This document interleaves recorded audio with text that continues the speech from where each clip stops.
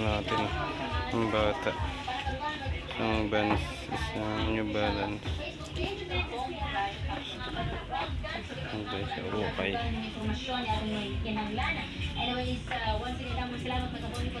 Natin.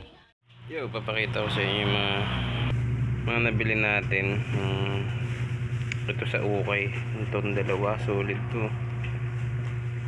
May price pa siyang 280, pero mura natin ito nabili. Ayan na, sa halagang 70. Yan, 70 pesos. Kasi ito sa dito okay. Ito mga tiyanggi lang itong dalawa. Yan, saan ako to? Okay, solid oh. Hindi pa na gagasgasan. Wala pang heel drag. Lalo naman to. Wala. Laba lang to. Laba lang. New Balance to, original ah.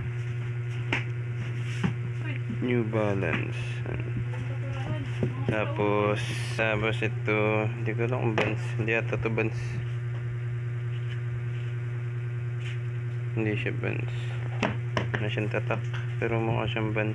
Marble hook. Ito black shoes. Papalitan natin yung sapatos niya. Binili natin sa ano. Papalitan natin, maliit na. Yung natin size, may sukat konti lang. Papalitan natin, masikip na. Tsaka itong sandals niya. Papalitan natin ito. Ito yung mga sapatos niya ng aking anak.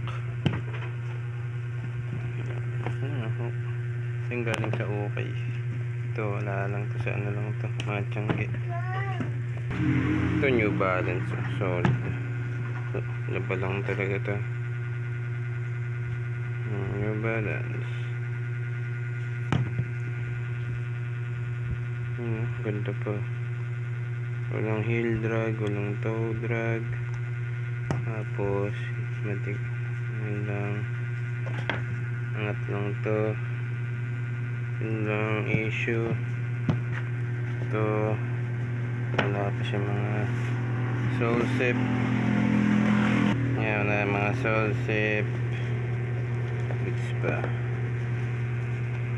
Kasi ito yung pwede naman, kinuha ko lang to sa mga naka-display na Crocs dun.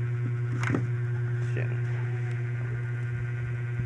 Yan, picture lang natin para may pang thumbnail tayo. Solid yung ukay natin. Maganda yung mga kuha. Solid.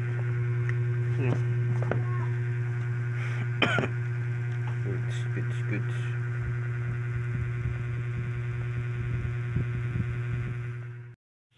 Sakat. Ay, sorry.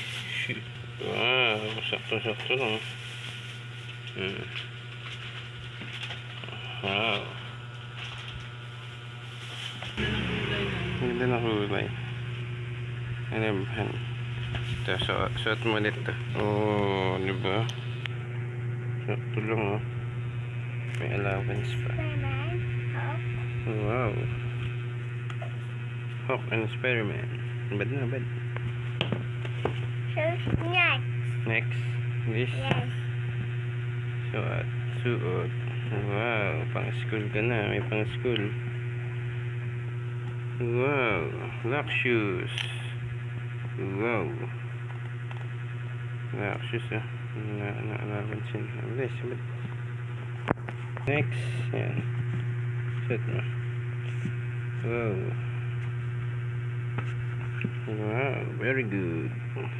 Diba? Alright, baby.